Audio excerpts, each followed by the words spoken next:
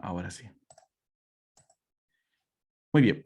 ¿De qué se basa este experimento? Así como lo ven, no sé si es que ven mi pantalla. Sí, estamos aquí. Listo. En este experimento nos vamos a basar en estudiar las propiedades de los gases. Y para eso, si observamos aquí, bien, si vamos a observar aquí, vamos a tener ciertas cosas interesantes, como por ejemplo, todo esto de aquí es un recipiente. Entonces, aquí yo tengo el recipiente. Luego, por aquí tengo una manija. Eso también lo explico bueno, en el Word está explicado todo eso. Bueno, no tanto al detalle, pero sí te he explicado. Luego de eso, aquí hay como una bomba para ingresar las partículas. Aquí tenemos una fuente de energía. Una fuente que nos puede dar energía, como también nos puede quitar energía. Así que esto nos va a ayudar muchísimo. Por aquí tengo al termómetro. Y finalmente, aquí tengo para medir la presión, que es el barómetro. Todos estos elementos nos van a ayudar a encontrar las propiedades que nosotros buscamos. Primero, vamos a buscar cómo la presión está relacionado con la temperatura. ¿Cuál es la relación de ellas dos, de presión con temperatura? Con ese fin, ya en el laboratorio número 3 nos indica qué es lo que debemos hacer. Entonces, nosotros vamos a hacer aquí lo siguiente. Primero, debemos ingresar las partículas. Entonces, vamos a ir aquí y aquí estas partículas vamos a ir aumentándole. 50 partículas dentro de este recipiente. Ahí está. Cuando coloqué 50 partículas, la presión, automáticamente la presión cambió. De lo que antes valía 0, ahora nuestra presión tiene un valor. ¿Vale? Observen de que esta presión va cambiando. Esta presión de aquí cambia. 5.7, 5.9, 6.2, 6.3 y así va a estar variando su valor. Entonces, aquí la presión siempre va a variar. Pero esto es cuando coloqué solamente 50 partículas. Si yo coloco 100, es decir, voy de la bomba, agrego 50 más, la presión también cambia. Va a ir cambiando la presión. Más cantidad de partículas, si yo agrego 50 más, la cantidad de partículas comienza a aumentar, ya serían 150. El movimiento que tiene estas partículas, y hay que observar, si nos fijamos solamente en una de ellas, como esta, choca, va, rebota por aquí, choca, rebota, y así, su movimiento, a ver, por aquí, si lo estoy siguiendo, no, por aquí, así, o así, y listo. Hasta ahí nada más. Observen aquí que esa es la trayectoria de una de las partículas. Eso quiere decir, para que tenga ese tipo de movimiento caótico, él ha tenido que rebotar contra la pared y luego también ha tenido que chocar con todas las partículas que están ahí. Y la presión aumentó. ¿Qué es la presión? La presión es una cantidad que existe debido a la cantidad de veces que va rebotando. Estas partículas van rebotando sobre la pared. Cuanto más rebotan sobre la pared, más grande debe ser la presión. Así que con 150 nuestra presión llegó a 17.7, 17.9, como les menciono, va cambiando, pero ahora observemos, si le pongo 50 más, 50 partículas más, la cantidad de rebotes contra la pared y se incrementa. Y es por eso que la presión cambió ya de una cantidad a esta nueva, 23.7. Y si le aumento 250 partículas, con 250 partículas, nosotros observamos aquí que ya la presión llegó a 29. Entonces, algo muy importante que ustedes deben saber, que la presión es una cantidad física que nos va a ayudar a relacionar la cantidad de colisiones que va a tener estas partículas cada vez que colisionan con él, cada vez que van a colisionar con estas paredes, se va a ir sumando. Esos choques producen fuerza. Así que va a haber una fuerza por aquí, otra fuerza por aquí, otra por aquí, y la suma de todas esas fuerzas con que ellas van a chocar contra la pared, vamos a dividirlo entre el área de ese recipiente y nos va a salir la presión. Entonces, ya definimos la presión como la cantidad, ¿okay? La cantidad de partículas o la rapidez, bueno, mejor dicho, vamos a decirlo así, la frecuencia, le llamamos así, la frecuencia de golpes que le pueden dar todo este conjunto de partículas a las paredes. Nada más. ¿Con qué tanta frecuencia lo pueden hacer? Aquí nosotros, cuando tenemos 250, la frecuencia es bastante alta porque ya no van a chocarse algunas veces, si no observen, es bastantes veces. Mínimo serán unas 100 golpes por segundo. Ahora, pero ¿qué pasa si nosotros comenzamos nuevamente? Vamos a bajar aquí nuevamente a 0. Observen, presión 0, presión, la presión va a 0 atmósferas cuando no hay ninguna pelotita que lo golpee. Pero voy a aumentarle solamente a una pelotita. Entonces, desde el punto de vista tan complejo que teníamos, una pelotita y observen, chocó por ahí. Ok, vamos a ver, vamos a realizarlo de nuevo. Por favor, quiero que se enfoquen en esto, porque el concepto de presión es esto. Esta pelotita vino por aquí, viene por aquí, va a chocar por aquí. Este es el primer choque. Choca por aquí, choca por aquí. Segundo choque, tercer choque y observen cómo la presión va cambiando. Y así va a ir. Naturalmente va a ir así. Y la presión solamente por una partícula, observen sus valores. Lo máximo que hay de la presión, 0.6. Y lo mínimo es 0. Entonces, solamente para una sola partícula, la presión llega como un máximo de 0.6 atmósferas. Pero observen con cuánto tiempo se demora en que esta pelotita se esté moviendo de un espacio a otro espacio. Pero ahora va a cambiar todo cuando hagamos esto. Agarramos y decimos, muy bien, sé que para esta única pelotita, la presión como máximo será 0.6. Pero si yo le agrego dos pelotitas, si le agrego dos, vamos a observar de que esa presión se incrementa, porque los choques que van a tener esas pelotitas va a ser mayor. Ahora 0.7 llega hasta 0.7, el máximo sería 0.7 y el mínimo 0.0 nuevamente. Y así, cuando voy aumentando la cantidad de partículas, y ahí vemos que ahí están rebotando, entonces ahora vamos a hacer otro cambio.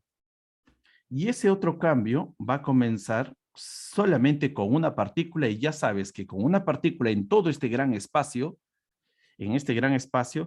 su máxima presión es 0.6, pero le voy a comenzar a dar más temperatura, hasta 400 Kelvin. Ahí está marcando 394. Con 394 o con 400 Kelvin, nuestra pelotita ahora se mueve más rápido. En el mismo espacio, pero se mueve más rápido. Y la presión, observen de que la presión ahora los cambios son más rápidos, pero llega a un máximo solamente de 0.6. Pero si le aumentamos la temperatura hasta 500 nada más,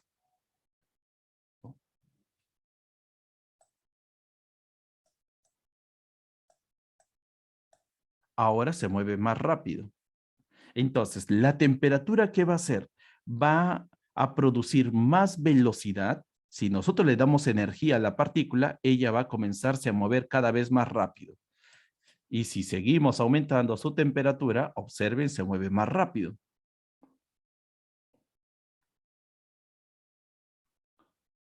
Entonces, pero si bajamos la temperatura, colocando esta imagen de hielo, la partícula va a comenzarse a mover más lento. Bastante lento. Entonces, decir de que la temperatura vale 135 Kelvin nos está indicando de que la partícula se mueve lentamente. La cantidad de rebotes va a ser el mismo, siempre va a rebotar el mismo, pero esta vez la presión, observen sus cambios de la presión, habrá bajado. Ya no llega hasta 0.6, solamente llega hasta 0.5. Pero esto ocurre cuando es solamente una partícula. Pero ¿qué pasa si nosotros aumentamos esta cantidad de partículas de 50 en 50? De 50 en 50 las cosas comienzan a ser más caóticas aún, porque de uno ya entendemos de que el movimiento debe ser lento, pero observen de que aquí la presión, vamos a ver aquí, la presión llega hasta una cantidad de 6.2. Sí, 6.2 es lo máximo que vamos a tener. Pero esta vez observen cuidadosamente cómo es el movimiento de estas partículas. Y yo voy a aumentar la temperatura. Si aumento la temperatura, la cantidad de choques debe aumentar. Eso es lo que deduzco porque se van a volver más rápido. Observen ahí, estoy aumentando la temperatura a una cantidad de 886. Entonces, más temperatura, más grande debe ser el movimiento. Y si es más grande el movimiento, la cantidad de choques que van a realizar contra las paredes va a ser más. Entonces decimos de que la presión también aumentó.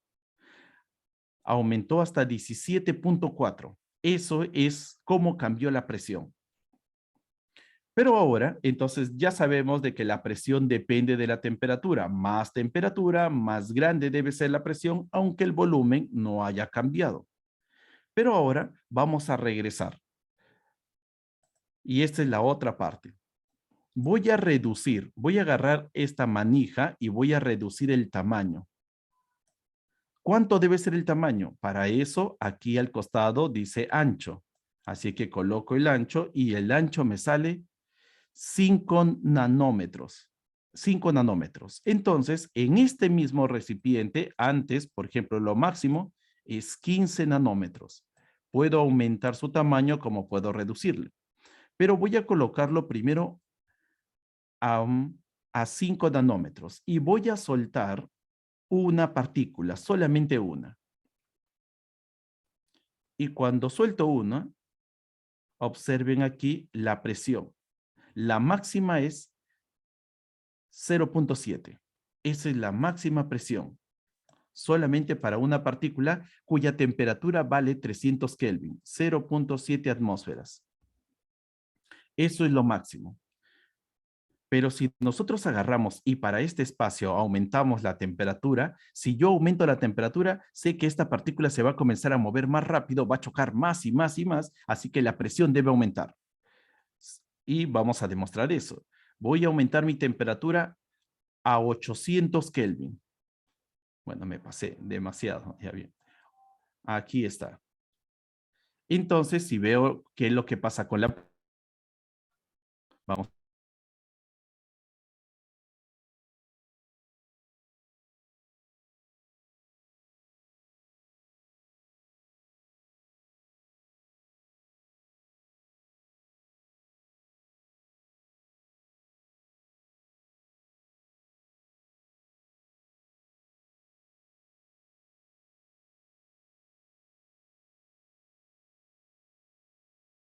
Entonces vemos de que la presión ha aumentado. Ahora aumentemos el volumen.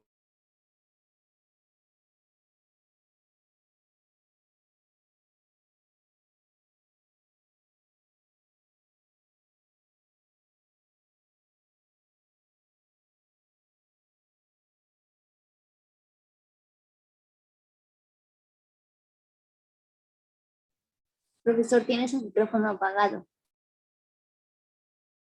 Sí, me había olvidado.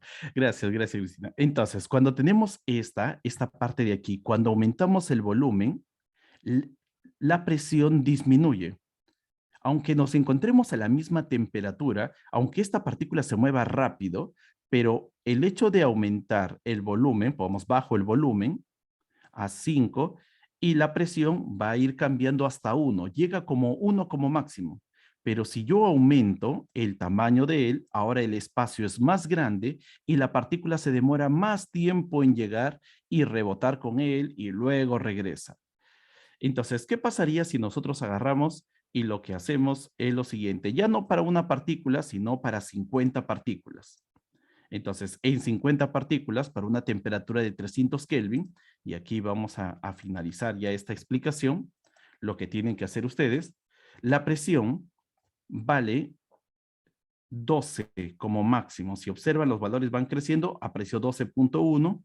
Entonces observo que como máximo está entre 12 y 12.1. Entonces voy a colocar la presión 12.1, cuando la temperatura solamente vale 300 Kelvin.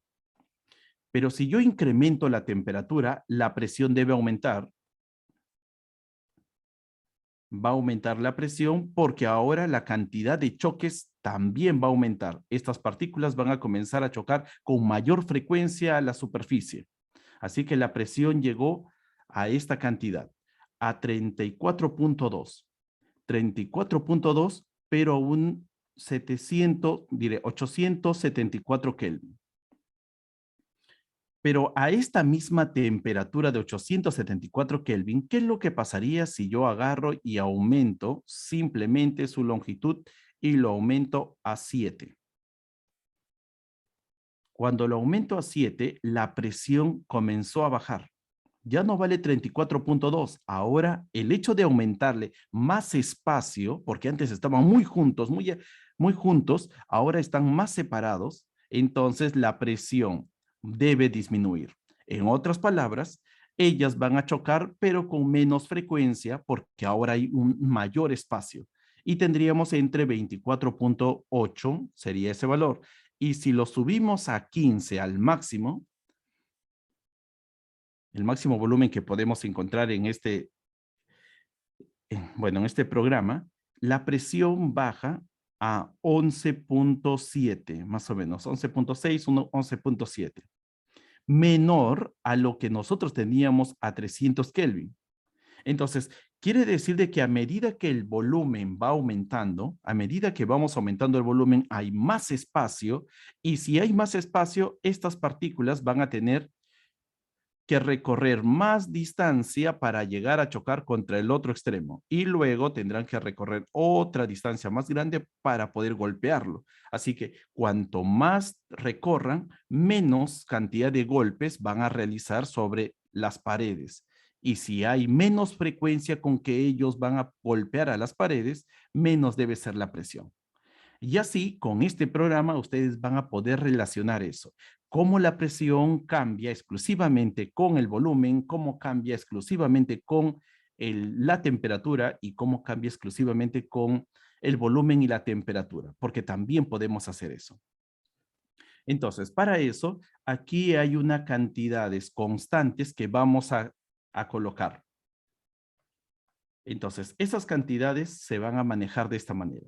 Si yo ingreso 50 partículas y quiero que el volumen no cambie, entonces agarras y haces clic aquí.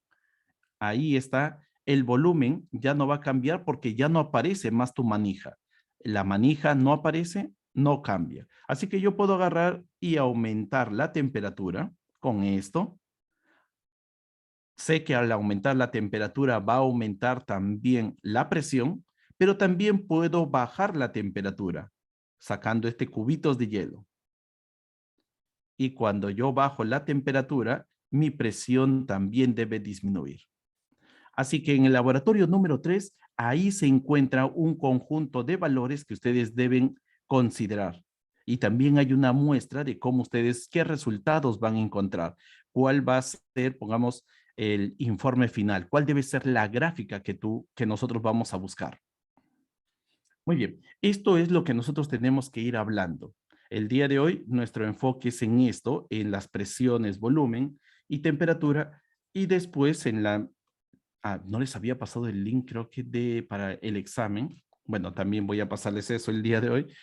También ya debe haberles llegado los materiales que hemos hecho, ya están colgados en el Classroom, hasta física térmica.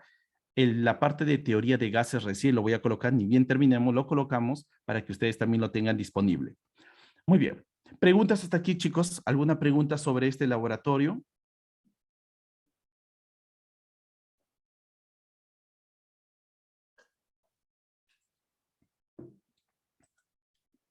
Sí, Cristina, te escucho.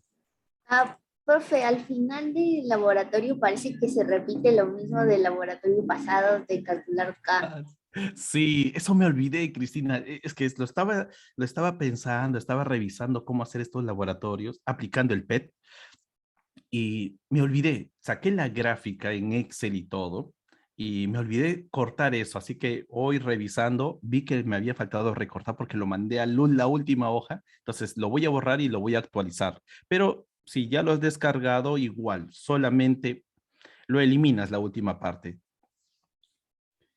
Muy Ok, bien, profe. chicos.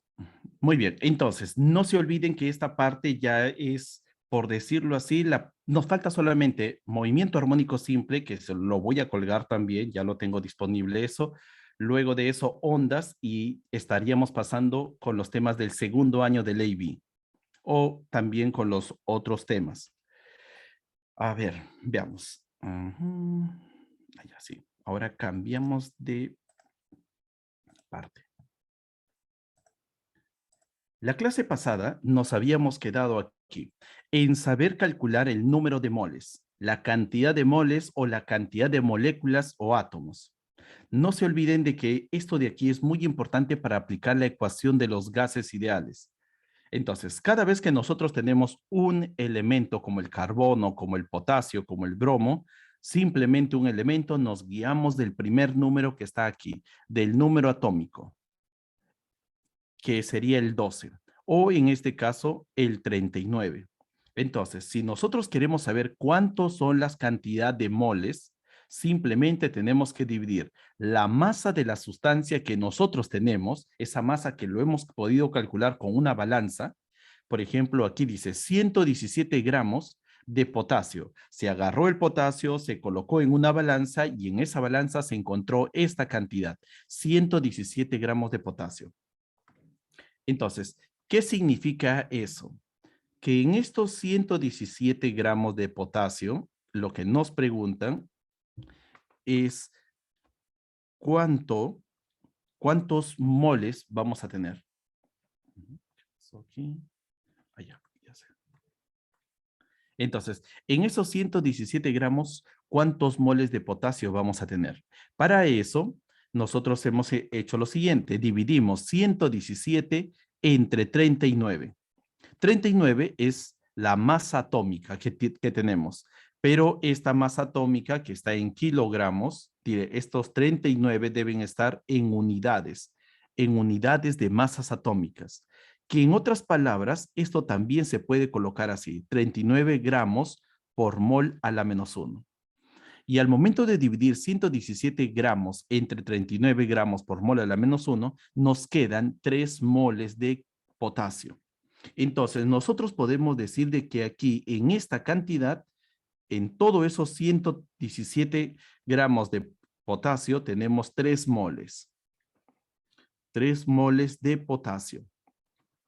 Que esto es igual a mencionar lo siguiente, que aquí debemos tener átomos de potasio. Si hablamos de un elemento como el potasio, debemos tener átomos.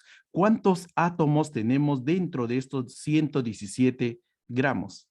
Entonces, nosotros decimos, debe ser 3 por 1 mol, que vale 6,022 por 10 a la 23. Ese es una mol, pero debe ser una mol de átomos de potasio. Entonces, al momento de multiplicar, esto nos debe de salir aproximadamente 18.066 por 10 a la 23 átomos de potasio. Eso es lo que nosotros tenemos dentro de 117 kilogramos de potasio. Ahora sí, vamos con Piero, que el día lunes no terminamos. Piero, en 20 gramos de bromo, ¿cuántos moles tenemos?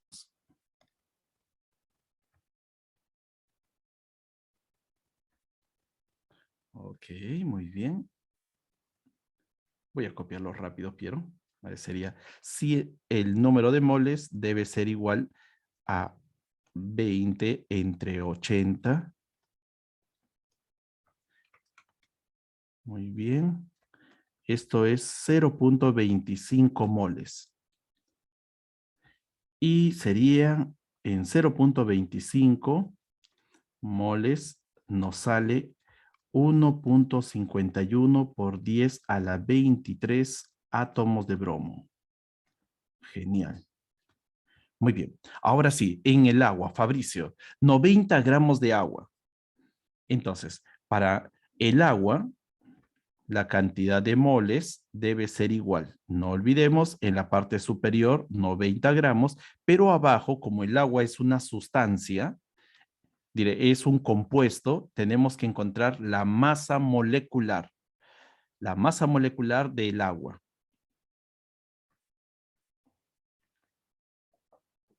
Y Cristina ve haciendo el problema último del cloruro de sodio. A ver, para eso, el cloro, si no me equivoco, es cloro y bromo.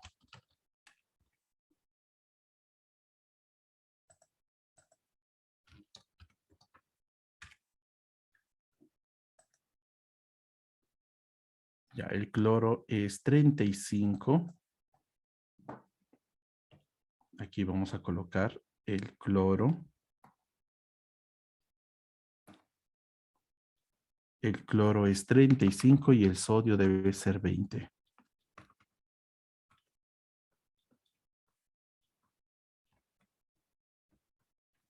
Y el sodio, creo que es 40-20.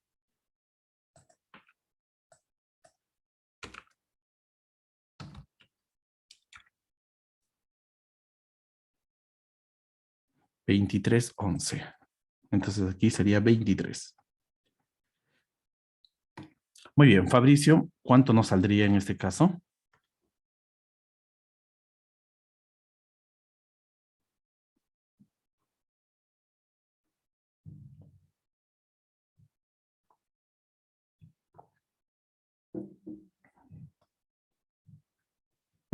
Claro que sí, 90 entre 16. Exacto, aquí sería 90 entre 16 gramos mol a la -1 y eso nos sale. Aquí hay un pequeño problema. Vamos a cambiarle por 80 para que salga más sencillo. 80 gramos, si fuera 80 gramos, aquí sería 5. 5 moles. Y esos 5 moles nos va a salir aproximadamente 30 a ver, sería 1 por 10 a la 23. En el caso del agua, como es un compuesto, le llamamos moléculas. Moléculas de agua.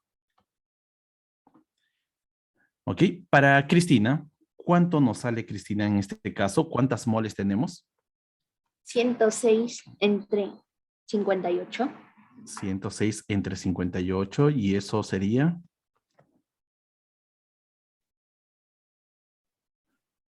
Redondeado 1.83. 1.83 moles. Ya, perfecto. 1.83 moles. Y en ese 1.83 moles de cloruro de sodio, ¿cuántas moléculas de cloruro de sodio tenemos? 11.02 moléculas de sal. Aquí por 10 a la 23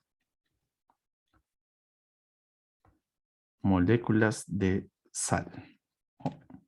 Perfecto. Vamos al siguiente problema. Problema número 4.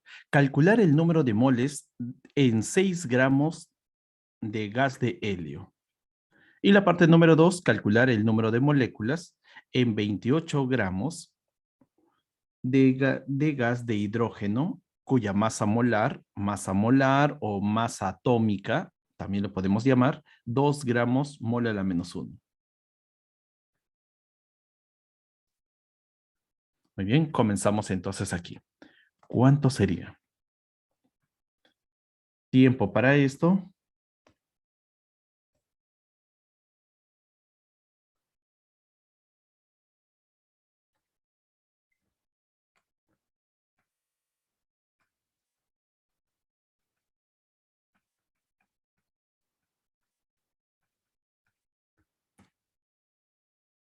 Minuto y medio.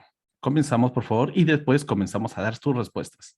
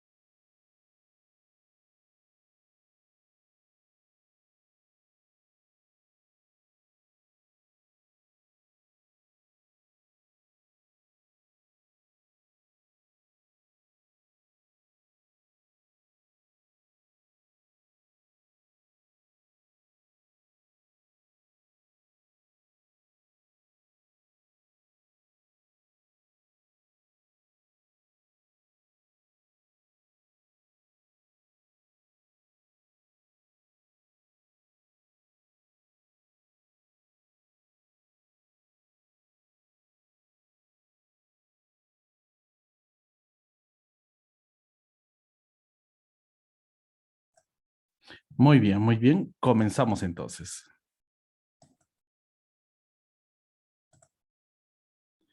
Ahora sí. Vamos a leer entonces sus respuestas. A ver, bueno, solamente tengo uno. Bien, Fabricio. Fabricio, nos falta la segunda. ¿Dónde está Piero? Por favor, Piero. Esto ya debe ser muy obvio para ti, hijo. Muy bien, César también. Necesito tu respuesta. Alba, comencemos ahí. Necesito que me escriban su respuesta, chicos.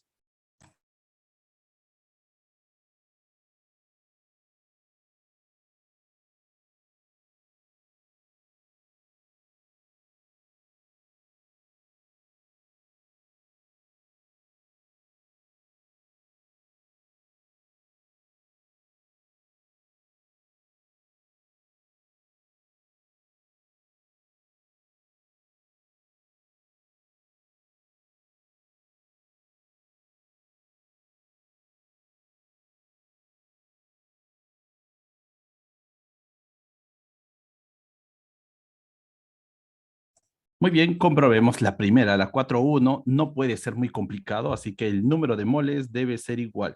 Aquí es bastante sencillo, 6.0 porque es la masa entre la masa molar o la masa atómica, y aquí sería 4 gramos mol a la menos 1. Esto es una pregunta ya del examen del bachillerato, así que esto de aquí es bastante sencillo. Y tú dirás, pero tan fácil viene en el examen. Cuando las preguntas solamente duran 90 segundos, porque la pregunta número uno viene así como está 90 segundos, tienes que ser rápido, pero no te viene una pregunta, te vienen en total 30 preguntas, así que la presión es alta. Vamos con la segunda. La segunda no nos piden la cantidad de moles, en primer lugar, nos piden la cantidad de moléculas. Así que en este lugar nosotros hallamos el número de moles del hidrógeno, pero es un hidrógeno. En este caso, la masa molar del hidrógeno, el hidrógeno es 1,1, pero aquí nos dan que la masa molar vale 2. En el caso del helio, el helio es 4,2, pero aquí el hidrógeno es 1,1. ¿Por qué entonces nos dan que la masa molar debe ser 2? Y la respuesta es bastante sencilla. Es que el hidrógeno, para que pueda ser estable, necesita de unirse con otro hidrógeno. Solo no puede ser estable. Entonces, cuando se une con otro hidrógeno, le llamamos el hidrógeno 2. Es por eso de que la masa molar vale 2. En el caso del helio no, el helio ya es estable. Solamente el solo tiene mucha estabilidad, 4,2. Así que en esta parte no hay ningún problema. Entonces, la masa molar, aunque el hidrógeno es 1, pero nosotros lo vamos a colocar 2 porque hablamos de un gas y el gas, como ya se había dicho, su estabilidad depende de que se una con otro hidrógeno. Eh, El número de moles sería en total 28 gramos entre 2 gramos mol a la menos 1 y esto nos sale 14 moles. Pero la pregunta no son la cantidad de moles, sino el número de moléculas. Entonces, el número de moléculas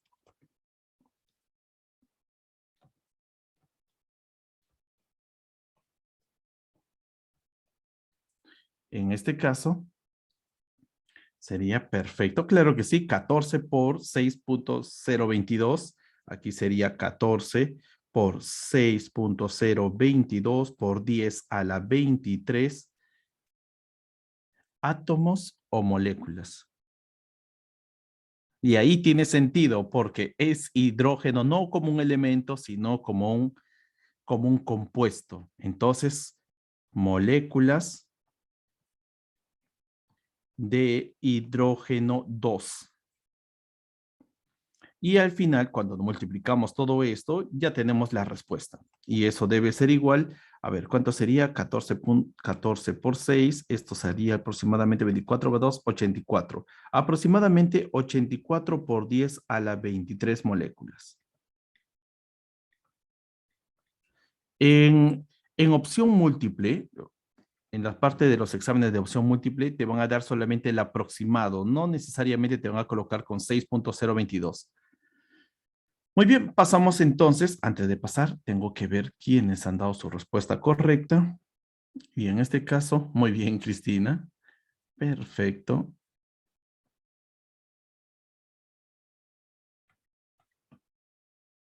Muy bien. Cristina, Fabricio y Piero.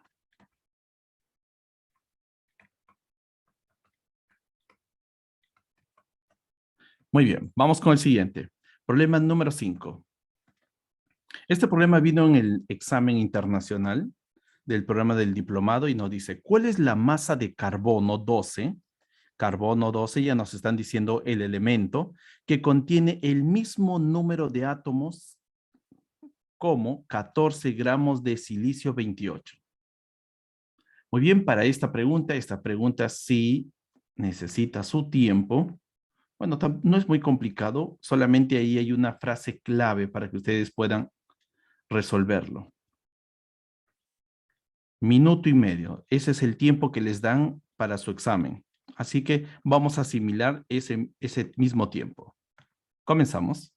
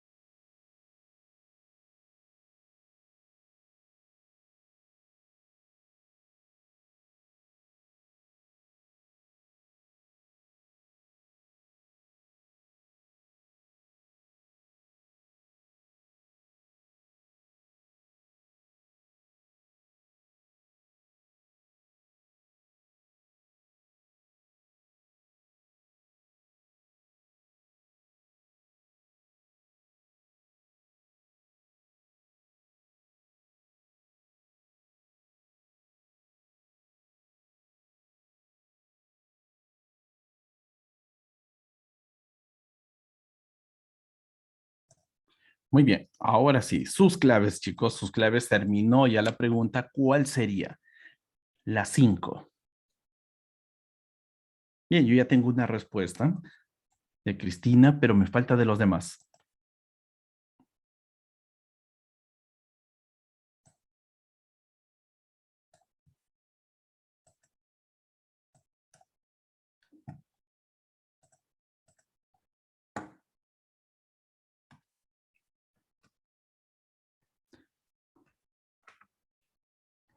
Muy bien, comencemos entonces. Vamos a comenzar. Me encantaría esperarlo, chicos, pero tenemos que avanzar y sacarnos de la duda. ¿Cómo yo puedo hacer este problema? ¿De dónde comienzo? ¿Cuál es la clave para esto? Y felicitaciones a la persona que lo encontró. La parte aquí importante es, ¿cuál es la masa de carbono? Y ya te están indicando cuál es la masa de carbono 12. Y la otra parte es que contiene el mismo número de átomos. Mismo número de átomos, estamos hablando también del mismo número de moles. Entonces, si decimos de que hay un mismo número de átomos, estamos diciendo de que deben tener ambos el mismo número de moles. Del silicio, de 14 gramos de silicio, 28. No se olviden que el número que está al costado, tanto para el carbono como para el silicio, ambos números me indican la masa atómica o la masa molar que teníamos. Entonces, la condición es la siguiente. Condición para resolver este problema. Condición. El número de moles, porque es eso, el número de moles de carbono 12, de carbono 12, debe ser igual al número de moles de silicio 28. Esa es la condición y a partir de esta condición es donde yo voy a comenzar a resolver. Oh, Alba, muy bien, vamos a revisar eso. Entonces, si el número de moles de carbono 12 es igual al número de moles de silicio 28, eso quiere decir de que si el número de moles es igual, el número de átomos también es igual. Solamente lo hemos cambiado aquí. Ahora, ¿cómo conseguimos el número de moles del carbono? El número de moles de carbono es una división entre la masa que tenemos con su masa molar o su masa atómica. En este caso no conocemos la masa del carbono, pero sí conocemos su masa atómica que vale 12. El caso del silicio sabemos de que hay 14 gramos, pero su masa vale 28, su masa atómica vale 28. Y listo, con eso ya está resuelto el problema. Masa sobre 12 es igual. Vamos a sacar aquí 14ava 1, 14ava 2 y tenemos esta expresión, 1 sobre 2. Pasamos ese 12 a multiplicar y nos va a quedar que la masa de carbono debe ser igual a 6 gramos. 6 más 6 gramos de carbono, 6 gramos de carbono debe contener la misma cantidad de átomos comparado con 14 gramos de silicio. Muy bien, Fabricio. Perfecto. Entonces, la clave para este problema sería la A.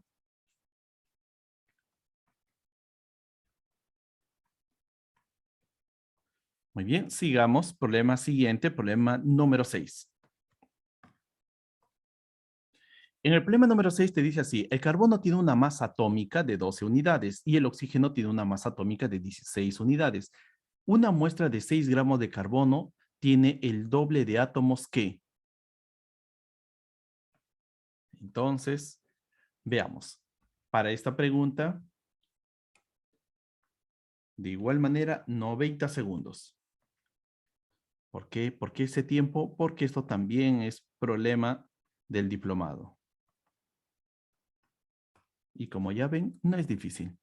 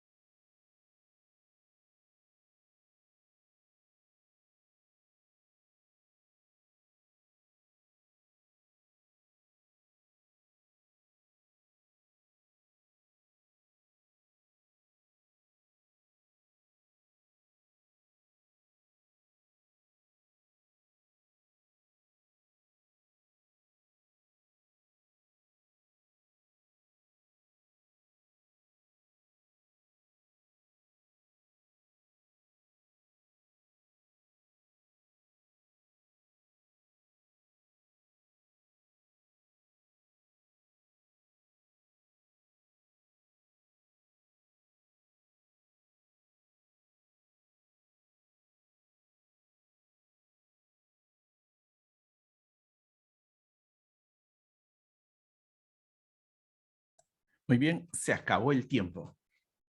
Tengo dos respuestas, uno de Cristina y el otro de Piero. Vamos a verificar, por favor. Alba, tienes que también ir avanzando esto y también César. Entonces, vamos a ver aquí. Nos dice así, el carbono tiene una masa atómica de 12 y el oxígeno tiene una masa atómica de 16. Y lo primero que comienzas, o sea, comienzas en el texto y menciona así, una muestra de 6 gramos de carbono, aquí está, tiene el doble, y aquí viene una condición, tiene el doble de átomos que. Entonces, la primera parte es una muestra de 6 gramos de carbono, pero en una muestra de 6 gramos de carbono, ¿cuántas moles tenemos? Y después, si sabemos la cantidad de moles, muy bien, Alba, si sabemos la cantidad de moles, también podemos saber la cantidad de átomos. Entonces, comencemos por ahí. Vamos a comenzar, número 1, para el carbono. Para el carbono, entonces, para el carbono 12, C12, tenemos 6 gramos. Entonces, el número de moles debe ser igual a 6 gramos dividido entre 12 gramos mol a la menos 1. Y esto nos debe de salir 1/2 de mol. Tenemos la mitad de una mol. En átomos, esto debe ser igual, si vamos a efectuarlo en átomos, sería 6.022 por 10 a la 23 átomos de carbono.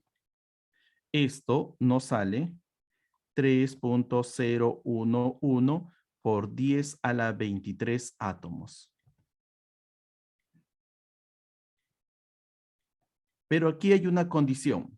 La condición es simple. Te dicen así, este carbono 12, tiene el doble de átomos.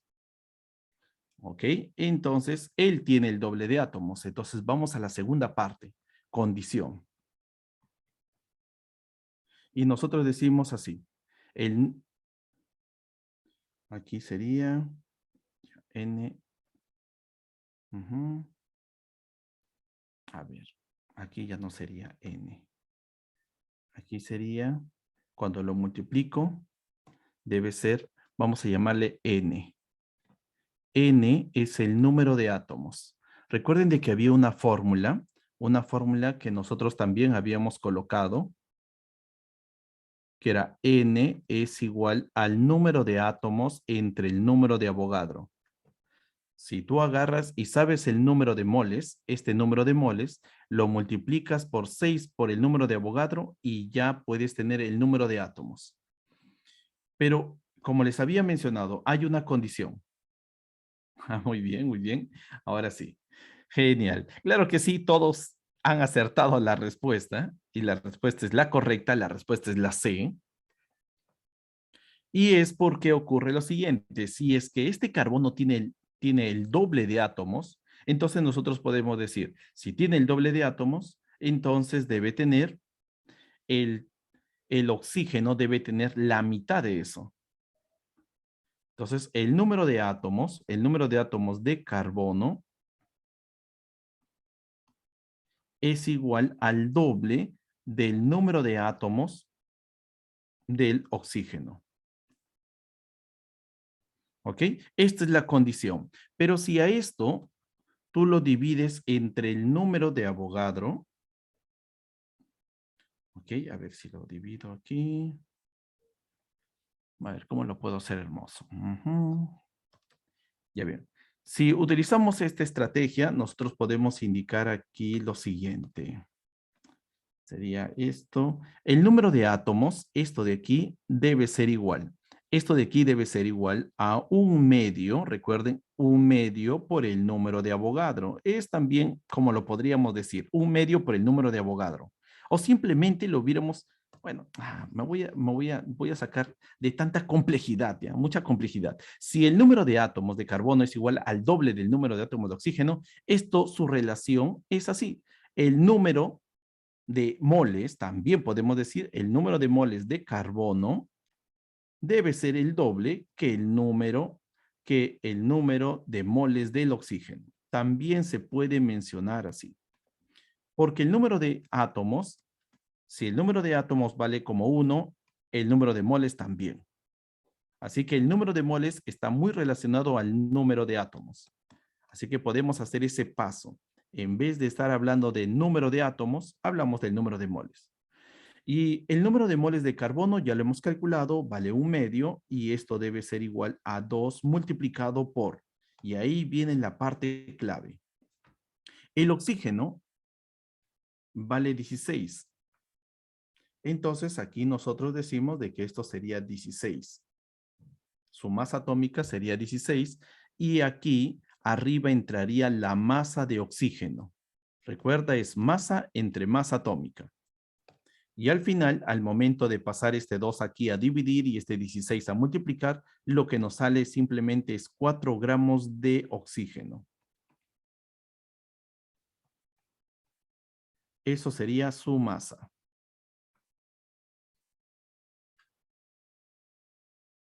Y la respuesta, como ustedes habían mencionado, debe ser la C. En este caso, bueno, he tratado de no darle mucha vuelta. Muy bien, Piero, muy bien, Cristina. Alba también genial y Fabricio. Claro que sí, lo hicieron perfecto.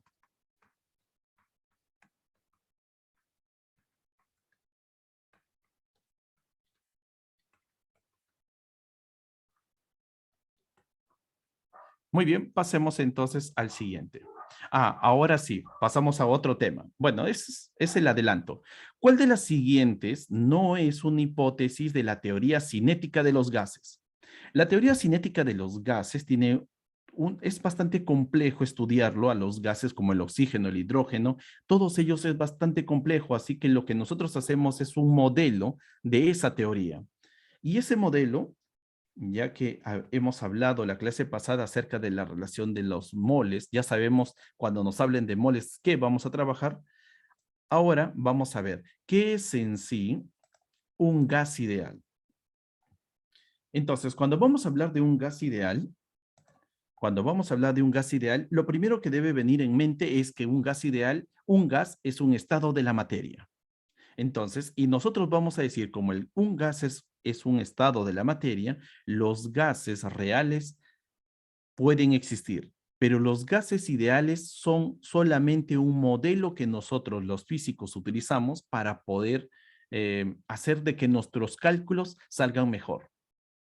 Porque un gas ideal está compuesto por pequeñas cantidades de moléculas. Pueden ser 5, pueden ser 8 elementos, 5 moléculas, 8 moléculas, pero en pequeñas cantidades.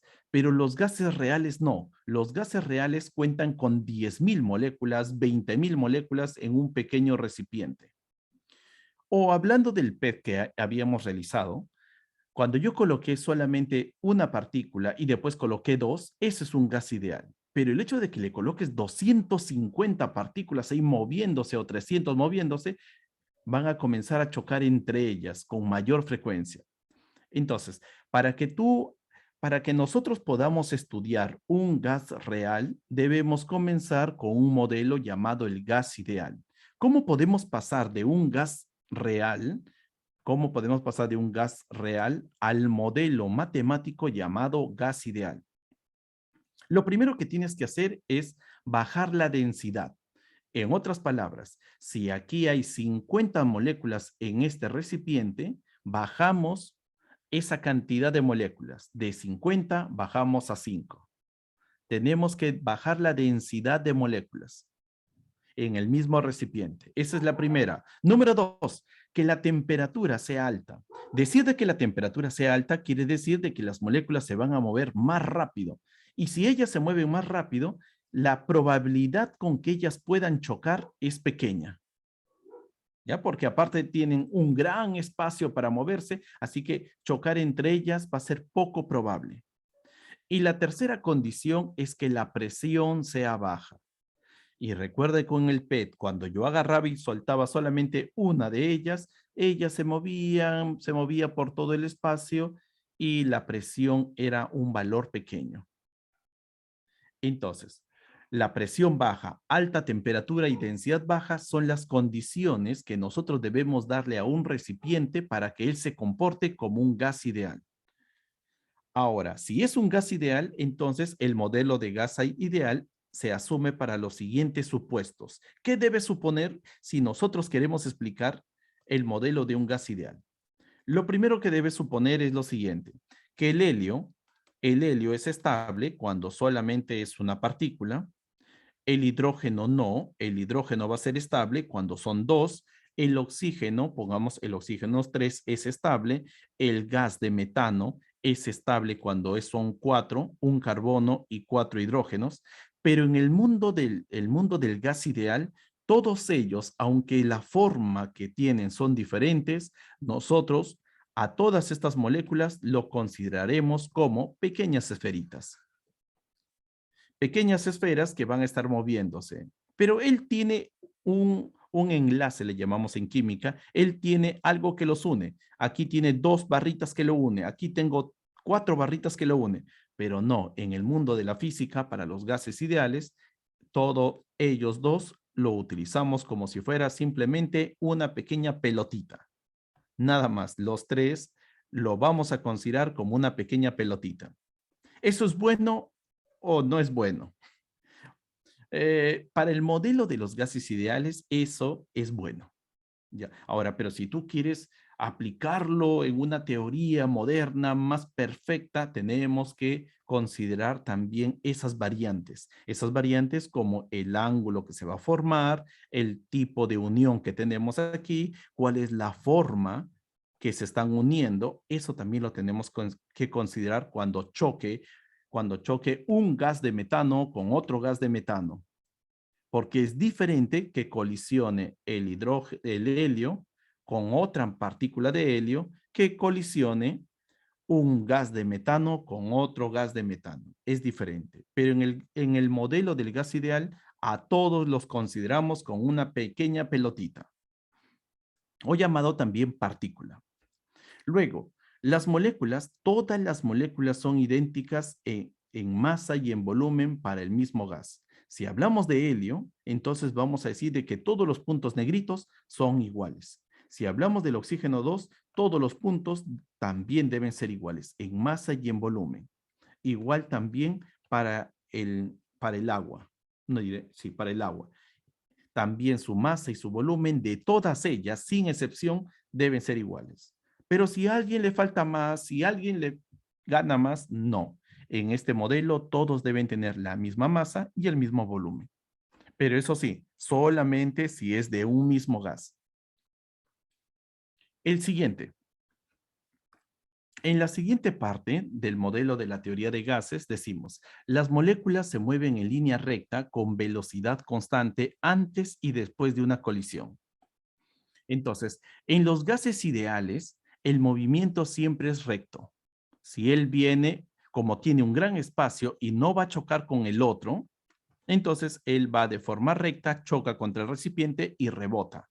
Pero eso sí, el speed o la rapidez siempre va a ser la misma. Pero en los gases reales no ocurre eso. Ellos van a estar en constante choque. Uno va a chocarlo por aquí, no va a llegar a chocar a la pared, sino a la otra partícula, va a rebotar y así va a ser un movimiento caótico. Esos son los gases reales, pero en los gases ideales siempre el movimiento debe ser recto.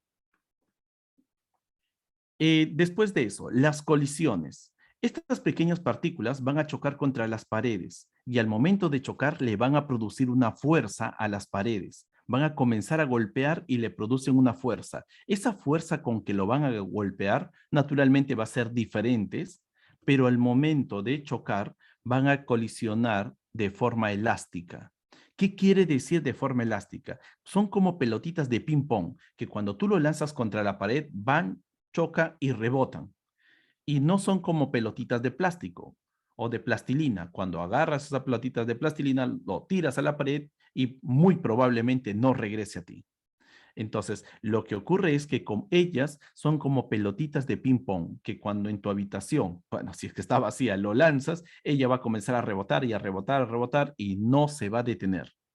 Eso le llamamos colisiones que son perfectamente elásticas.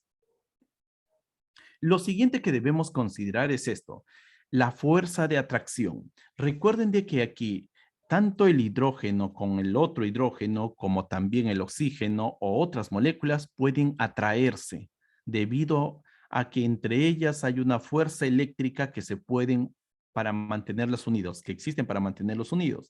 Pero en el gas ideal, esas fuerzas que sirven para atraerse entre ellas va a ser despreciable, no se va a considerar.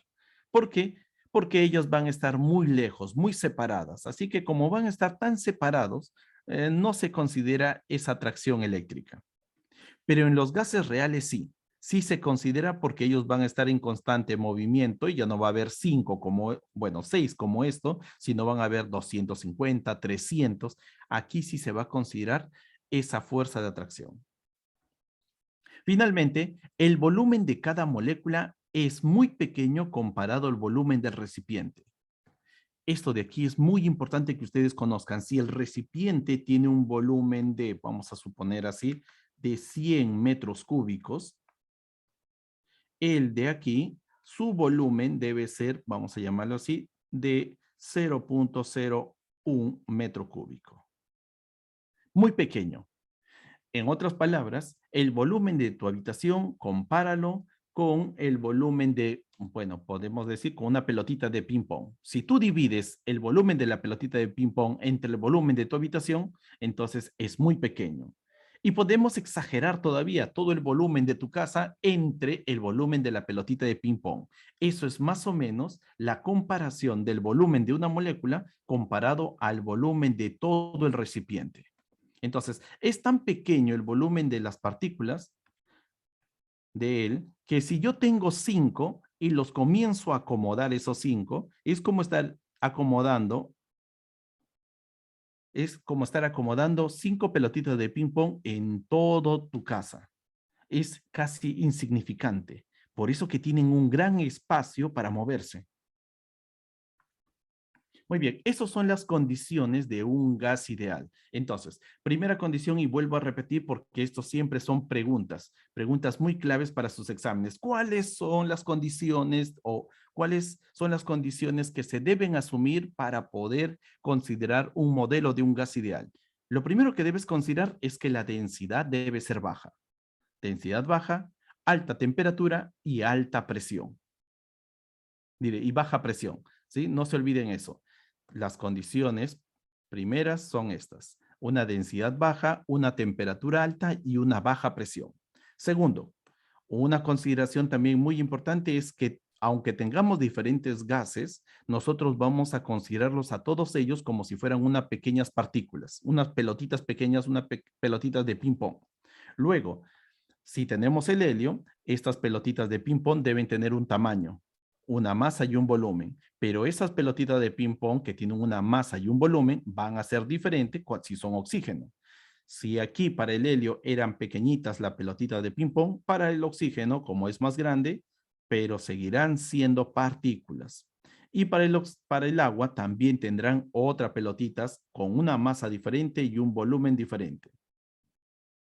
Esa es la segunda condición. La tercera condición es que siempre las moléculas se deben mover en línea recta y esto solamente cumple porque ellas tienen un gran espacio para movilizarse y no van a colisionar unas contra otras. Y naturalmente, si chocan contra las paredes, deben funcionar como una pelotita de ping pong. Deben estar rebotando eternamente y no se van a detener. La fuerza de atracción entre ellas no existe, es despreciable. Bueno, existe sí, pero es despreciable. Y finalmente, el volumen de todo ese conjunto de moléculas que están dentro de este recipiente, comparado al volumen del recipiente, es despreciable. Es muy, pero muy pequeño.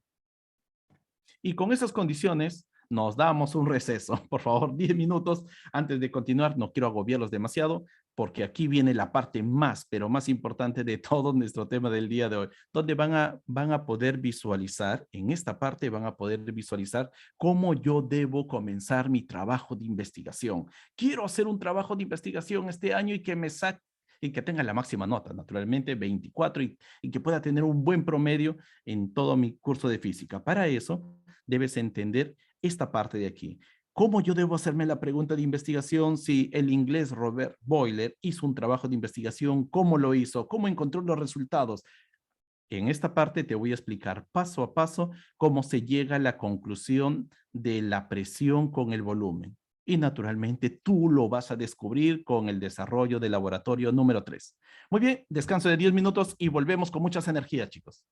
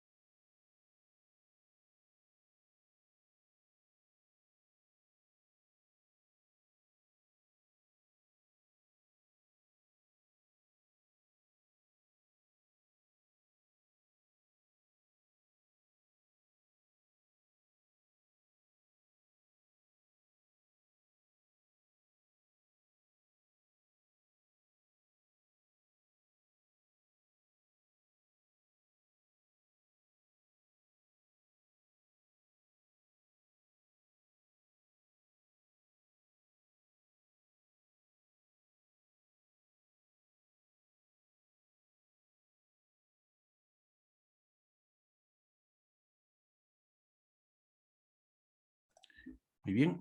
Volvemos. Ahora sí, comenzamos. Para estudiar las leyes de los gases, vamos a hablar primero la ley de Boyle. Para esto vamos a ver lo siguiente. ¿De qué trata en sí la ley de Boyle? La ley de Boyle, bueno, más que todo Robert, este físico inglés, él va a tratar de analizar el comportamiento de los gases. Y en este caso, él va a hacer una investigación sobre la presión y el volumen. Para eso,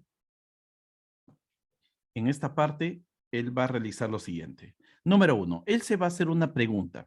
¿En qué medida el aumento de la presión, aquí estamos, en qué medida el aumento de la presión de un gas varía su volumen? O en un gas, el aumento de la presión en un gas varía su volumen. Entonces, esa es la pregunta de investigación, y para eso él tiene dos tipos de variables. Una de las variables se le va a llamar variable independiente, que es la presión del gas, y el otro se le llama la variable dependiente, el volumen del gas. Pero aquí tenemos algo muy interesante. ¿Cómo yo puedo considerar variable independiente y a quién lo considero la variable dependiente? La variable independiente es aquella que nosotros podemos controlar. Podemos controlar la presión del gas. Controlamos la presión del gas, pero medimos a la variable dependiente, al volumen. Entonces, para poder llegar a ese objetivo de saber si yo aumento la presión, cómo varía su volumen, Boiler hace lo siguiente: agarra un recipiente, es un recipiente donde aquí adentro concentra el gas, y dentro de aquí él va a colocar un pequeño tampón para que ese gas no salga. Ok, aquí vamos a tener al gas, esas partículas de gases, y va a colocar una pesa encima de él, una pesa de 2, con un número 2. Entonces, con esta pesa nosotros vamos a indicar de que esta pesa está aplastando a este gas. Con un número 2, él va a observar de que el volumen vale 6, aproximadamente es 6. Entonces, pesa número 2 con volumen de 6. Pero cuando aumenta la pesa, le voy a colocar ya no una pesa con número 2, sino una pesa con número 4. Ahora el volumen se ha reducido a un número 3. Es esta parte que está marcando, el número 3. Y vuelve a colocar otra pesa con un número 6. Y lo que él obtiene es aquí un volumen, pero alcanzando el número 2. Entonces, él va a indicar aquí lo siguiente. Él observa y dice, si la masa que yo estoy colocando aquí es pequeña, el volumen es grande. Pero si esta masa comienza a incrementarse al doble, de 2 ahora 4, el volumen se reduce. Se está reduciendo el volumen. Y de 4 a 6, el volumen nuevamente se ha reducido. Y ahora vamos a buscar cuál es la relación que hay. A medida que yo aumento la pesa, y la pesa va a estar relacionado con la presión, a medida que yo aumento la presión, el volumen está disminuyendo. Eso él lo va a colocar en una tabla, pero antes de colocar en una tabla, él va a realizar una teoría. Una teoría que va a tratar de explicar todos esos fenómenos que estamos hablando. Y él dice, si se reduce el volumen, las partículas golpean las paredes con más frecuencia, ya que las paredes están más juntas. Eso es bastante natural, que si nosotros tenemos, por ejemplo, aquí, tenemos un recipiente con todo este volumen, y habíamos dicho de que estas partículas, la presión, ¿cómo se genera? Se genera con la cantidad de golpes que dan estas partículas a las paredes. Entonces, cuando están más separadas, la cantidad de golpes que dan a las paredes es pequeña. Pero cuando se encuentran muy juntas, entonces nosotros ahí vamos a indicar de que la cantidad de golpes que van la cantidad de golpes hacia las paredes va a ser mayor. En conclusión, que a menor volumen, mayor debe ser la presión. Esa es la teoría que se conocía hasta la época y ahora él va a plantear una hipótesis. Su hipótesis que plantea luego de que intuye lo que va a ocurrir, él ha podido visualizar que al momento de cambiar estos volúmenes, llega a observar de que las presiones han aumentado, las presiones aumentaron y los volúmenes se fueron reduciendo. Él planteó una teoría y ahora va a plantear su hipótesis. Y su hipótesis es que en un gas ideal, a medida que la presión aumenta, el volumen del recipiente disminuye, cumpliéndose, y aquí viene su hipótesis, se va a cumplir la siguiente relación, que la presión y el volumen son inversamente proporcional. Y él va a plantear una ecuación. La ecuación es esta. Presión es igual a una constante dividido entre el volumen. ¿Cuál debe ser la gráfica de una relación de inversa? Debe ser esta de aquí. Y ustedes, cuando hagan lo mismo con el PET, van a encontrar esta curva. Tienen que encontrar una curva donde la presión sea igual. Por aquí va a aparecer un número. ¿Ok? Así les va a salir la fórmula. Un número por un volumen, pero a un exponente de -1. Les debe de salir algo así. Por ejemplo, en el ejemplo que yo les he planteado, también hago este estudio de la presión con el volumen. Y lo que me está saliendo en ese caso es un número al costado, pero con un volumen no elevado al exponente 1, sino me va a salir elevado a un exponente de 0.9958, que es aproximadamente 1. Así que teóricamente te sale con -1, pero en mi resultado experimental me sale con un valor aproximado a eso. Quiere decir de que no estoy tan errado. La teoría está corroborando mi experimento. Así que la teoría nos dice eso y el experimento nos tiene que corroborar esa teoría. Entonces, Boiler va a hacer lo siguiente, va a preparar su equipo porque él quiere hacer eso. Nosotros, nuestro equipo debe ser el PET, pero él va a construir su equipo para poder hacer, para que busque esa relación de la presión con la temperatura, pero no un aparato tan sencillo como esto, colocando una pesita y ver el volumen, porque este es un aparato bastante sencillo que ustedes, los que están en el diplomado, en su segundo año, podrían hacerlo en el laboratorio tranquilamente, este experimento, pero Boiler va a utilizar un sistema un poco más complejo.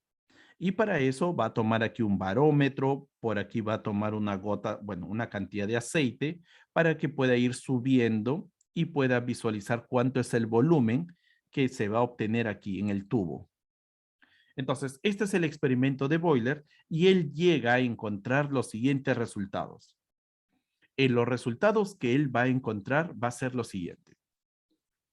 Por ejemplo, los resultados experimentales no salen directamente, bueno, salen directamente de las pruebas, pero no te van a salir como una curva perfecta. Puede salirte que tu primer resultado, por ejemplo, aquí, el primer resultado tiene un determinado volumen en la parte horizontal y tiene una determinada presión. De igual forma, para tu segundo resultado, también tiene un determinado volumen y vas graficando cuánto vale su volumen y cuánto vale su presión.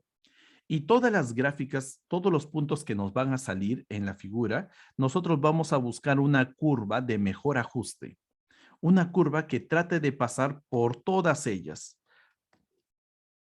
Y la curva de mejor ajuste en el Excel ya está dispuesto y eso lo vamos a estudiar con más detalle en la última semana, porque ahí ustedes tienen que aprender a hacer su informe de laboratorio. Para aquellos que van a llevar por primera vez física, tienen que ya aprender su informe de laboratorio. Entonces, la curva que te debe salir, le vamos a llamar la curva de mejor ajuste. Y en Excel ya te sale la fórmula. ¿Cuál es la fórmula? Ahí te va a salir. Y aquí, esa curva de mejor ajuste no necesariamente tiene que pasar por todos los puntos. Y para Boiler, su curva de mejor ajuste es la línea roja y al momento de sacar los resultados, él encuentra que la presión con el volumen son como en teoría mencionan.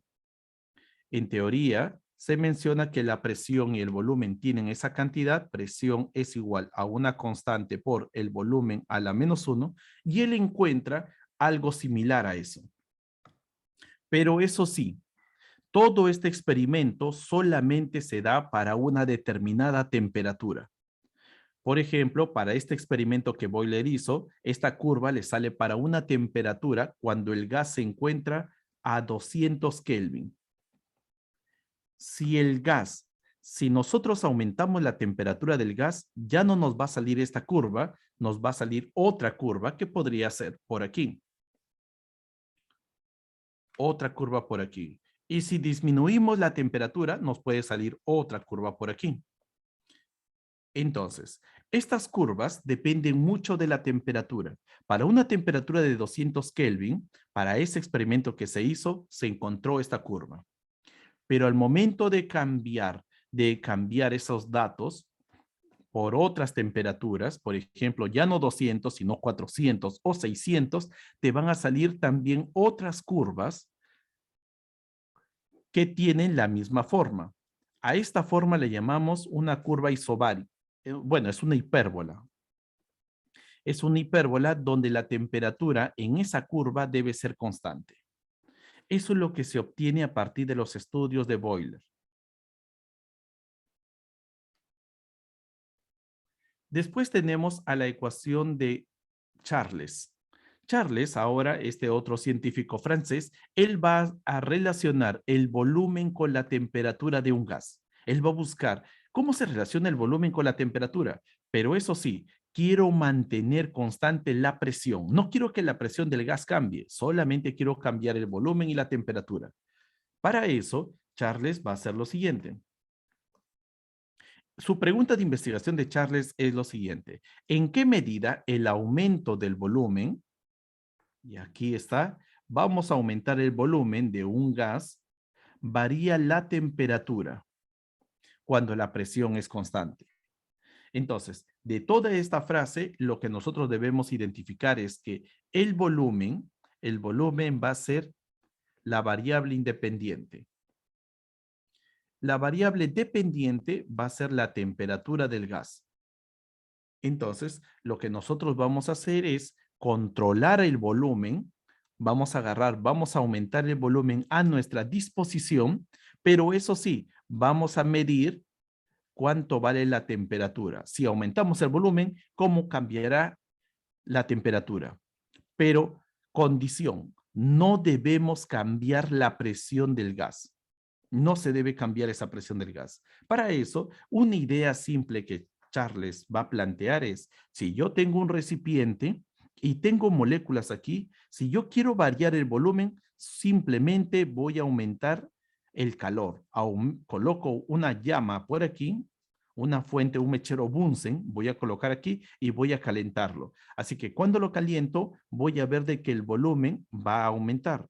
Y cuando el volumen aumenta, voy a observar de que la temperatura debe haber cambiado. ¿Cuánto vale la temperatura? Cuando el volumen se incrementa. Eso es lo que él va a analizar y para este fin, él va a plantear una teoría. La teoría es la siguiente. La temperatura, no olvidemos de que la temperatura es la medida de la energía cinética promedio de las moléculas. Si aquí yo tengo moléculas que se mueven lentamente, es porque la temperatura también es pequeña. Pero si nosotros incrementamos la temperatura, el movimiento también se incrementa. Entonces, algo importante que nosotros debemos saber de todo esto es que si el movimiento aumenta, si el movimiento de estas partículas aumenta, van a comenzar a golpear a esta tapa, lo comienzan a golpear y esa tapa va a comenzar a, bueno, a moverse hacia la izquierda, incrementando el volumen de ese recipiente.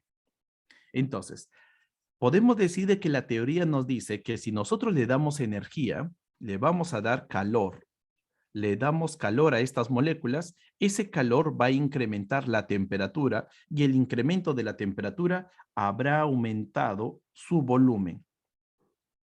Y naturalmente en todo este proceso la presión ha tenido que mantenerse constante. ¿Cuál sería la hipótesis? La hipótesis entonces es la siguiente. A mayor temperatura, mayor debe ser el volumen.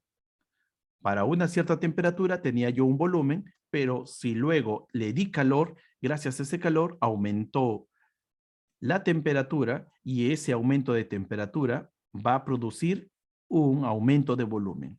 La relación que hay entre el volumen y la temperatura va a ser directamente proporcional y la gráfica que me debe salir debe ser una línea recta, donde la ecuación sería aquí un número multiplicado por la temperatura. El exponente de la temperatura debe ser 1. Eso es lo que plantea él, esa es la hipótesis que tiene él, y esa es la relación como el volumen y la temperatura deben estar enfocados. Sin embargo, ahora veamos cómo va a ser su diseño del experimento. Su diseño experimental, el diseño experimental que él va a plantear es, tengo aquí un recipiente con agua, voy a colocar aquí una pequeña gota de ácido sulfúrico en este pequeño tubo y por aquí voy a tener un termómetro. Comienzo a darle calor. Cuando le doy calor, ese calor lo que va a hacer es aumentar la temperatura de las moléculas. Y si las moléculas van a aumentar su temperatura, ellas van a comenzar a golpear a todo lo que está alrededor de él. Golpean al termómetro y cuando ellas golpean al termómetro, el termómetro va a comenzar a aumentar su temperatura. De esta manera, él va a poder medir la temperatura del líquido. Pero está también esto de aquí, ¿ok? Aquí nosotros vamos a ver de que aquí hay un aire atrapado. Esta energía que tiene el líquido le va a pasar también al aire. Y como le va a pasar al aire, el aire va a tener que aumentar su temperatura, empujando a esta pequeña gota de ácido sulfúrico, empujándolo hacia arriba. Entonces, aquí vamos a medir cómo el volumen cambia y también cómo la temperatura está cambiando. Y así, con este experimento un poco más sofisticado que en los casos anteriores, entonces se va a poder encontrar los siguientes resultados. Que de forma experimental se encuentra esto. La línea recta, pero eso sí, las temperaturas van a ser a menos 10 grados, tenemos un valor. A una temperatura de 20 grados, otro valor. A 30, a 40 y a 48 grados tenemos otros valores. El resultado nos salió solamente un conjunto de puntos, pero muy cerca, que al momento de utilizarlo, colocarlos en Excel y graficarlos, nos salió una recta.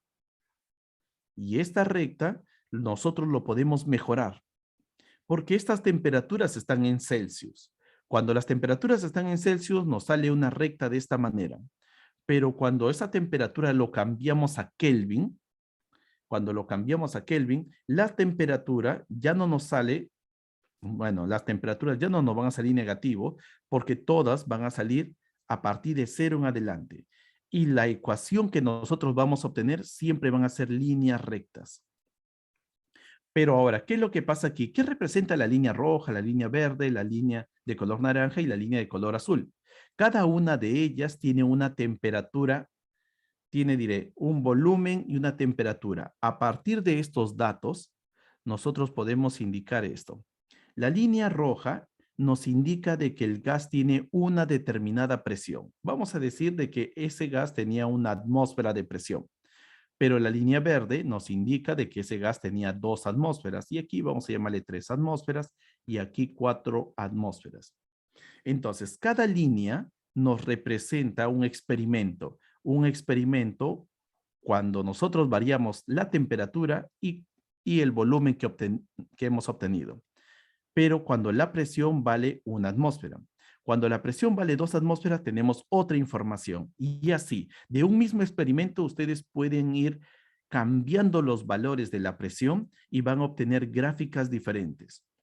¿Para qué te sirve esto de analizar ¿Por qué no solamente tengo una sola gráfica? Y esta es la recomendación para los chicos del bachillerato del segundo año. La recomendación es que en cada experimento no tengas una línea de datos. No es buena, porque con una línea de datos no puedes confirmar casi nada. Con dos sí, con tres es lo más óptimo, porque con tres datos tú puedes comparar. Puedes decir de que tu experimento fue bueno o tu experimento está errado. Porque si en la primera gráfica no te sale una recta y te sale una parábola, y en la segunda te sale una recta y en la tercera también te sale una recta, entonces tú puedes indicar de que la primera está errada y puedes volver a hacer tu experimento. Pero ¿qué tal si solamente haces una y lo haces mal? No consideras ciertos aspectos y te salió una curva errada, pero tú no lo sabes. Así que presentas el trabajo y cuando lo presentas, el profesor agarra, lo mira y te dice, pero esto no puede salirte así, pero me salió, profesor. Y el profesor va a tener que revisar todos los detalles con que has trabajado y va a llegar a una conclusión. Hiciste mal el experimento. Y por cuestiones de tiempo puede ser que te pase, lo pase el trabajo y te ponga una nota, bueno, tampoco tan alta, un 16, un 17. No sería una mala nota, pero eso sí, no habrás aprendido a ser un buen investigador, que es el objetivo en sí del bachillerato internacional. Entonces, lo que nosotros vamos a buscar aquí es que cuando vas a hacer un experimento mínimo, debes repetir ese experimento 3 veces para tener 3 líneas, tres curvas. Y a partir de esas 3 curvas, tú podrás llegar a ciertas conclusiones. Aquí llegamos a la conclusión de que el volumen y la temperatura son directamente proporcionales. Eso sería nuestra conclusión. Para las diferentes presiones podemos llegar a la misma conclusión. Seguidamente, tenemos la ley de Gay-Lussac. Lo que él va a analizar, su pregunta de investigación es, ¿en qué medida el aumento de la presión, ahora vamos a variar la presión, si aumentamos la presión, cómo varía la temperatura?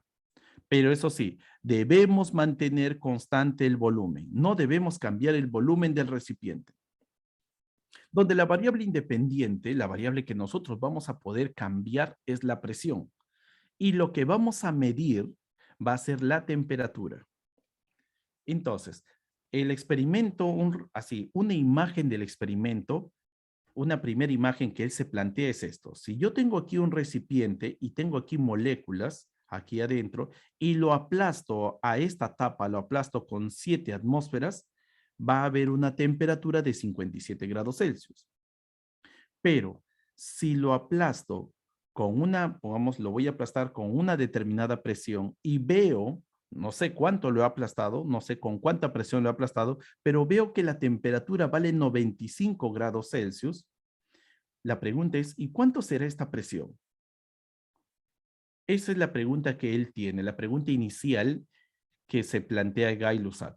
Entonces, a una determinada temperatura tengo 7 atmósferas, pero si la temperatura aumenta, ¿cuánto debe ser la presión que yo debo colocar aquí para que la tapa siga manteniendo el mismo volumen? Y para responder esa duda, lo primero con que se comienza es con la teoría. Debe haber una teoría de por medio. Entonces, la teoría nos dice lo siguiente, que si la temperatura se incrementa, no te olvides, si la temperatura es más grande, entonces quiere decir de que las moléculas en promedio se mueven más rápido. Y si ellas se mueven más rápido en este pequeño recipiente, van a golpear con más frecuencia a las paredes y esto va a producir una mayor presión. Esa es la teoría. Y con esa teoría nosotros planteamos nuestra hipótesis. Nuestra hipótesis dirá, presión y temperatura son directamente proporcional. Eso es lo que yo creo. Y mi gráfica correspondiente que yo creo que va a salir es así. Presión en la parte vertical, temperatura en la parte horizontal y lo que me sale es una línea recta. Esta línea recta es lo que nosotros tenemos que demostrar. Y para eso el experimento nos dice así. Vamos a tener aquí el diseño de nuestro experimento Y al momento de aplicar todas nuestras condiciones sobre este experimento, se obtienen los siguientes resultados. Todos los puntos rojos son los resultados que hemos obtenido. Y cuando lo colocamos en Excel y graficamos la línea de color azul, que es la línea de mejor ajuste, nos sale una línea recta. Entonces, una línea recta con un determinado grado de incertidumbre, ¿ok? Aquí nos va a salir una línea recta. Y Gay-Lussac dice lo siguiente, que la relación que hay entre el volumen y la temperatura, mire, la presión y la temperatura, esa relación, cuando el volumen no va a cambiar, siempre va a salir una línea recta. Pero una línea recta que en grados Celsius puede comenzar de una temperatura muy baja, pero si esta temperatura nosotros lo pasamos a Kelvin, nos va a salir siempre desde 0 para adelante y nos va a salir rectas. Rectas como la roja para un determinado volumen, rectas como la amarilla para otro volumen, que podría ser otro experimento más, igual rectas como la verde para otro volumen. Entonces, si nosotros comparamos, en los 4 casos que se ha hecho el experimento, siempre te sale líneas rectas. Eso nos lleva a la conclusión de que la presión con la temperatura son directamente proporcionales. Esa es la conclusión de Gay-Lussac. Bueno, esto de aquí es número de Avogadro, lo vamos a obviar. Y así se llega a la parte final de toda esta historia. Vamos a juntar las leyes que se han podido desarrollar. La ley de Boyle nos salía presión por volumen, es una constante. La ley de Charles, en toda su experiencia, sale que el volumen y la temperatura son directamente proporcionales. La ley de Gay-Lussac, que la presión y la temperatura son directamente proporcionales. Y aquí todas estas leyes se pudo juntar en una sola. Y esta única ecuación general le llamamos la ecuación de los gases ideales. ¿Ok? Entonces, la primera forma de avanzar en la ciencia es que siempre hay investigadores que independientemente están haciendo sus avances. Primero, analizando la presión y el volumen, analizando el volumen y la temperatura y analizando la presión y la temperatura. Y luego siempre aparecen otras personas que puedan juntar esas tres investigaciones en una sola, donde la presión por el volumen dividido entre la temperatura nos sale una constante. Años posteriores se encontró el valor de esta constante y se llegó a la siguiente conclusión. Y aquí terminamos toda esta parte de la teoría de gases. Se llegó a la siguiente conclusión, que la presión por el volumen debe ser igual a la constante ideal de los, a la constante de los gases ideales, que tiene este valor 8.31, multiplicado por el número de moles, y aquí esta es la parte interesante, número de moles.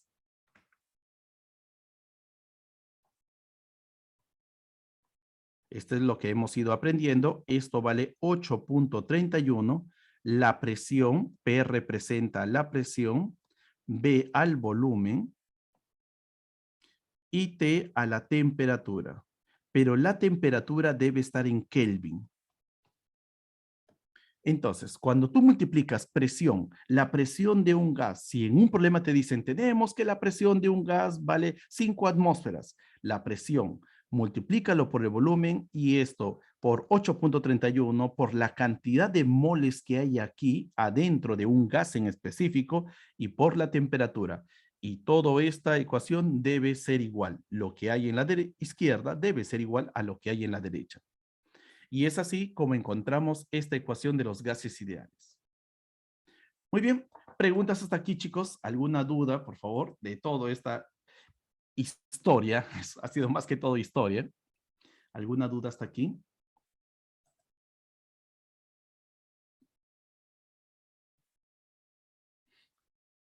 No me digan que se han quedado impresionados como yo cuando han estudiado todo esto. Sí, he estado estudiando toda esta parte de la historia. Es magnífico, chicos. Así que si en algún momento les voy a narrar toda la historia, va a ser muy, pero muy científico. Esto de aquí es grandioso. Pero ahora nos vamos a pasar a lo siguiente. Bien, teniendo esto, que voy a colgarlo como les había mencionado en el Classroom, nos falta continuar con nuestros problemas. Pongamos el problema número 7. En el problema número 7 te dice, ¿cuál de las siguientes no es una hipótesis de la teoría cinética de los gases? Muy bien, ahora sí, con toda la teoría que te he dado, por favor, a responder. ¿Cuál sería?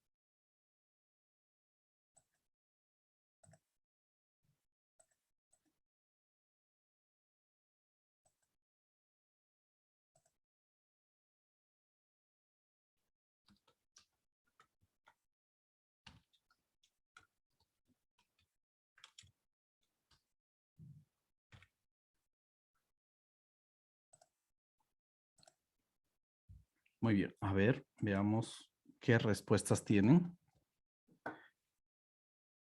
Dice así, el volumen de las moléculas es despreciable comparado con el volumen del gas. Claro que sí. Comparado con el volumen del recipiente de ese gas, comparado con él, debe ser despreciable, así que esto es verdadero. La energía cinética media de las moléculas es proporcional a la temperatura absoluta, aunque esto no hemos hablado, pero la energía cinética media siempre está relacionado con la temperatura y es que a mayor temperatura, mayor debe ser la energía cinética. Esto ocurre, sí, pero no necesariamente es una hipótesis. La energía cinética promedio es proporcional a la temperatura, sí cumple, pero no necesariamente, y vuelvo a indicarles, no necesariamente es una hipótesis. Los choques de las moléculas contra las paredes, los choques de las moléculas contra las paredes y entre sí son elásticos, verdadero. Tienen que ser elásticos, como las pelotitas de ping-pong. Las moléculas no se ejercen fuerza entre sí, excepto cuando entran en contacto. También porque están tan separadas que no va a haber fuerza eléctrica entre ellas. Entonces, ¿cuál no sería una hipótesis? La B. La B no es una hipótesis de la teoría cinética de los gases. Bien, 8. La presión de un gas en un recipiente con volumen fijo aumenta. Muy bien, la presión de un gas en un recipiente con volumen fijo aumenta. ¿Cuál de las siguientes afirmaciones es verdadera? Entonces, si la presión va a aumentar, pero en este caso, nosotros vamos a indicar aquí lo siguiente. Tenemos un recipiente y para este recipiente vamos a colocar aquí el volumen del recipiente no va a cambiar. Eso es lo que nos están mencionando. No cambia su volumen. Y si su volumen no va a cambiar, pero la presión sí va a aumentar, eso quiere decir de que las moléculas que aquí al inicio chocaban contra las paredes, recuerden de que los choques van a generar una presión y la presión vamos a decir de que es una atmósfera. Pero luego la presión aumentó y aumentó ya de 1 a, vamos a llamarle así, a 3 atmósferas. Eso quiere decir de que si la presión aumenta, ¿qué es lo que está pasando con las moléculas? Las moléculas aumentan en el recipiente, no pueden aumentar porque si hay 4, esas 4 deben permanecer ahí intactas.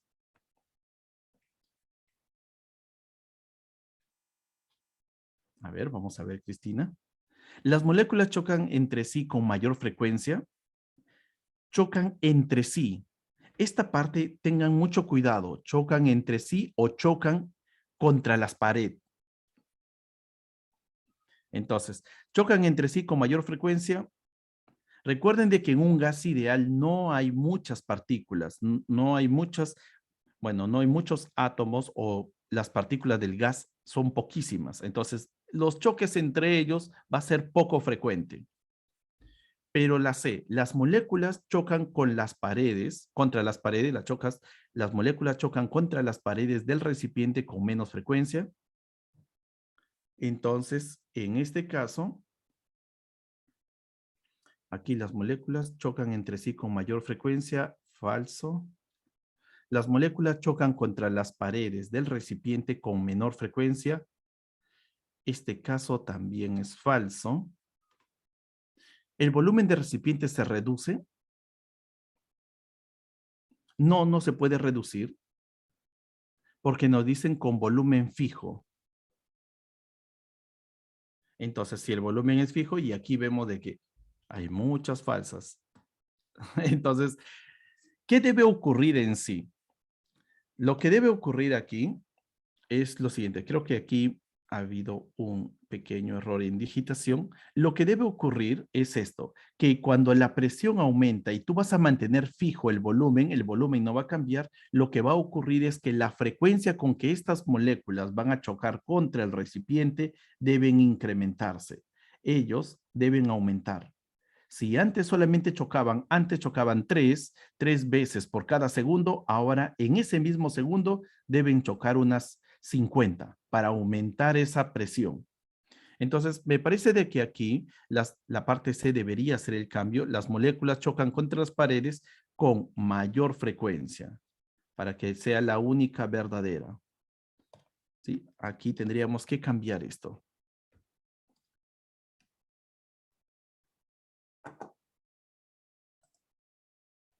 Muy bien, chicos. Vamos a quedarnos aquí. El día viernes voy a estar avanzando lo que ya es movimiento armónico simple. Por favor, les he compartido en estos momentos el examen de la evaluación de temperatura y calor. Lo realizan hasta el día viernes. Lo realizan para que el día viernes pueda pasarles el examen ya de la teoría de los gases. Muy bien, chicos. Nos vamos a quedar aquí. Vamos a continuar el día viernes. Por favor, cuídense bastante. ¿Tienen alguna duda, alguna pregunta?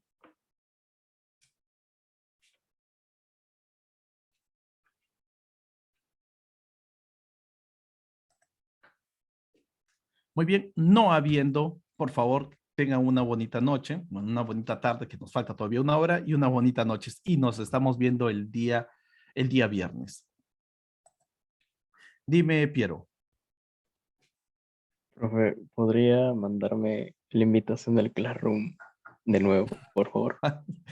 Piero, ¿me enviaste tu correo en Gmail? Porque no me acepta en la institucional que tienes. Se lo mando de nuevo. Sí, por favor.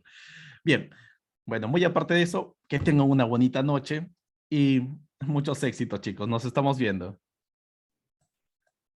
Profe, ¿podría Dime, subir los ejercicios de estática al Classroom? Porque no están. a los ejercicios de estática, ya lo voy a revisar y si no están, lo subo. Sí, porque Ok, creo que profe, sí, gracias. sí lo he subido. Sí, es que recientemente lo he actualizado, Cristina. Ya. Bien, ahora sí, antes de despedirme tengo que copiar aquí un Gmail.